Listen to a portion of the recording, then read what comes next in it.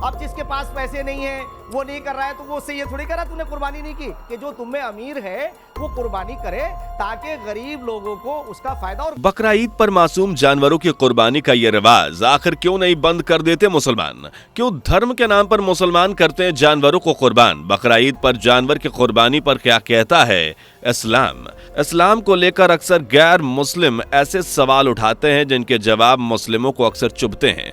दुनिया भले ही चाहे जितनी भी तरक्की कर ले, लेकिन इस्लाम का वही रूढ़िवादी स्वरूप आज भी पूरी दुनिया में अपनाया जाता है। इस्लाम इकलौता ऐसा धर्म है जिसमें किसी तरह के बदलाव के बारे में सोचना भी मुश्किल है। यूं तो इस्लाम में कई रूढ़िवादी मान्यताएं हैं जिनका खत्म होना बहुत जरूरी है। उन्हीं में से एक है जानवरों की कुर्बानी, यानी बकरा ईद के मौके पर हजारों लाखों बेकसूर जानवरों को कुर्बान कर देना। लेकिन किसी भी मान्यता को खत्म करने या उस पर सवाल उठाने से पहले यह जानना जरूरी है कि आखिर इस्लाम में जानवरों को कुर्बानी देने या कहें बकरा ईद मनाने के पीछे क्या वजह है। आइए इस वीडियो में हम आपको इस्लाम में कुर्बानी के पीछे की वजह बताते हैं, फिर आपको यह बताएंगे कि आखिर कोई मुसलमान क्यों मासूम जानवरों की कुर्बानी देना बंद नहीं करता। वीडियो को आखिर तक जरूर देखिएगा। वीडियो पसंद आए तो वीडियो को लाइक और शेयर कर दीजिएगा। वीडियो में आगे बढ़ें उससे पहले अगर आप एक सच्चे हिंदू हैं तो सब्सक्राइब करें फैक्ट मंत्रा चैनल को और बेल नोटिफिकेशन को ऑल पर लगाएं ताकि कोई भी वीडियो मिस ना हो। दोस्तों, इस्लाम दुनिया का दूसरा तेजी से फैलता हुआ धर्म है, लेकिन दुनिया भर में इस्लाम की रूढ़िवादी मान्यताओं को लेकर भी अक्सर लोग आवाज उठाते नजर आते हैं। कई गैर मुस्लिमों के दिमाग में मुस्लिम मान्यताओं को लेकर कई सवाल रहते हैं। उन्हीं में से एक सवाल जानवरों की कुर्बानी का है। आखिर क्यों बकरा ईद पर मासूम जानवरों की कुर्बानी दी जाती है और क्यों एक मुस्लिम जानवर को कुर्बानी से नहीं रोका जा सकता? इन सभी सवालों के जवाब जानने से पहले यह जानना जरूरी है कि आखिर बकरा ईद क्यों मनाई जाती है और क्यों जानवरों की कुर्बानी देने का यह रिवाज मुस्लिमों में है। आइए अब आपको बकरा ईद पर जानवरों की कुर्बानी देने के पीछे की वजह के बारे में बताते हैं। दोस्तों, कहते हैं कि हजरत इब्राहिम अलैहिस्सलाम को एक बार अल्लाह ख्वाब में दिखाई दिए और हुक्म किया कि तुझे वो चीज जो सबसे प्यारी है, अजीज है, उसकी कुर्बानी देनी होगी। सुबह उठने के बाद हजरत इब्राहिम अलैहिस्सलाम ने सपने की बात अपनी बीवी को बताई। ये बात सुनकर इब्राहिम अलैहिस्सलाम की बीवी ने बिना देरी के हामी भर दी और अपने इकलौते बेटी की कुर्बानी देने के लिए राजी हो गई, क्योंकि उनका मानना था कि उनकी ये कुर्बानी अल्लाह के राह में उनके ईमान को और पक्का कर देगी। हजरत इब्राहिम अलैहिस्सलाम को एक ही औलाद थी और बहुत मुद्दतों के बाद वो पिता बने थे, लेकिन अल्लाह के एक बार हुक्म करने पर हजरत इब्राहिम ने एक बार भी नहीं सोचा और कुर्बानी के लिए मान गए। अगली सुबह हजरत इब्राहिम अलैहिस्सलाम अपने बेटे को लेकर उस जगह पर पहुंचे जहां उन्हें अपने बेटी की कुर्बानी देनी थी। घर से निकलने के बाद रास्ते में हजरत इब्राहिम अलैहिस्सलाम को शैतान ने बहकाने की कोशिश की। शैतान ने हजरत इब्राहिम से कहा कि भला इस उम्र में अपने बेटी को क्यों कुर्बान करने जा रहे हो? शैतान की बात सुनकर उनका मन भी डगमगाने लगा और वो सोच में पड़ गए, लेकिन फिर भी हजरत इब्राहिम अलैहिस्सलाम शैतान के झांसे में नहीं आए। शैतान ने उनकी बीवी को बहकाने की कोशिश की, मगर उनका ईमान भी पक्का था और उन्होंने भी शैतान की बातों को नजरअंदाज कर दिया। आखिरकार हजरत इब्राहिम अपने बेटे इस्माइल अलैहिस्सलाम को उस जगह पर ले जाकर पहुंचे जहां उनकी कुर्बानी दी जानी थी। उन्होंने अपने बेटे इस्माइल का सर एक लकड़ी के तख्ते पर रखा और एक धारदार छुरी से अपने बेटे की गर्दन पर वार किया। अल्लाह हजरत इब्राहिम के हौसले से खुश हो गए और उन्होंने जिब्रील नाम के फरिश्ते से कहा कि वह हजरत इब्राहिम अलैहिस्सलाम के बेटे की जगह एक दुम्बे यानी बकरे के बच्चे को रख दे। जिब्रील बिजली की तेजी से गए और हजरत इब्राहिम अलैहिस्सलाम की जगह छुरी के नीचे एक मेमने को रख दिया। हजरत इब्राहिम अलैहिस्सलाम ने जैसे ही छुरी गर्दन पर चलाई तो उनके हाथों से मेमना ज़बा हो गया और मेमनी की कुर्बानी हो गई। इस तरह हजरत इब्राहिम ने मेमने की पहले कुर्बानी दी थी।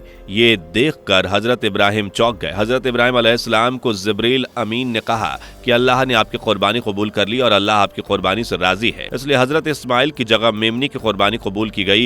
इस तरह से हर साल बकरा ईद मनाने की शुरुआत की गई और बकरा ईद पर बकरी की कुर्बानी का हुक्म दिया गया।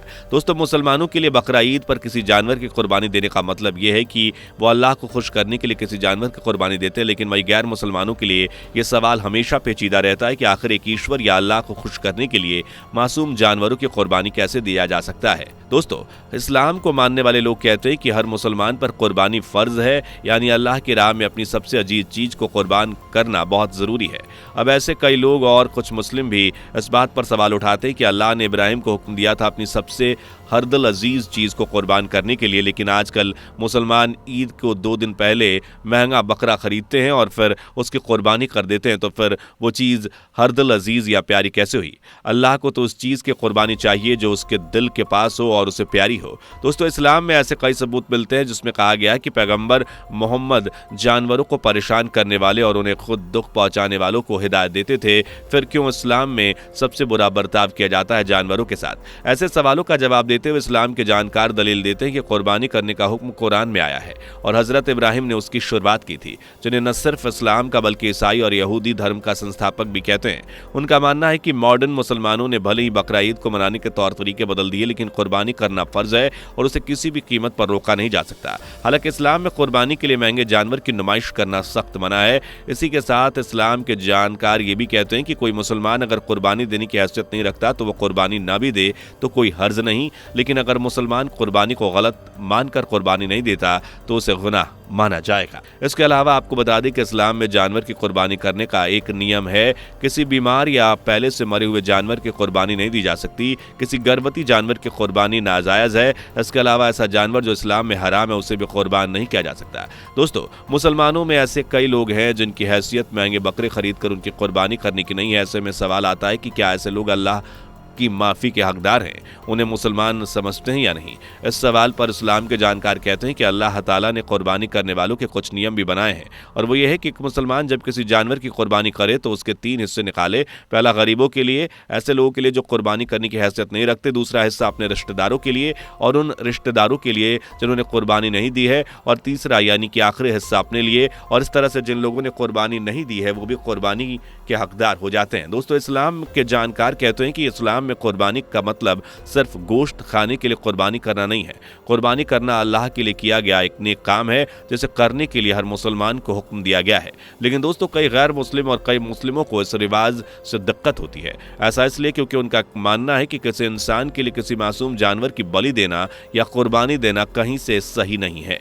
मगर इस्लाम में कुर्बानी जायज़ है और फर्ज किया गया है। इसलिए इस्लाम में इस त्यौहार को किसी भी तरह से रोक लगाना मुमकिन नहीं है। दोस्तों, इस्लाम में जानवरों की बलि या कुर्बानी देने की दलील देने वाले कई इस्लामिक स्कॉलर्स इस बात को सही ठहराते हैं, लेकिन फिर भी कई सवाल उठाए जाते हैं जिनका कोई जवाब किसी के पास नहीं है। आपका इस बारे में क्या मानना है? हमें अपने जवाब कमेंट में जरूर बताइएगा। वीडियो पसंद आई हो तो वीडियो को लाइक और शेयर जरूर कर दीजिएगा। मुलाकात होगी अगली वीडियो में। Bye bye. दोस्तों, आपको स्क्रीन पर 2 और वीडियोस दिखाई दे रही हैं, जिसे देखने के लिए स्क्रीन पर क्लिक करें।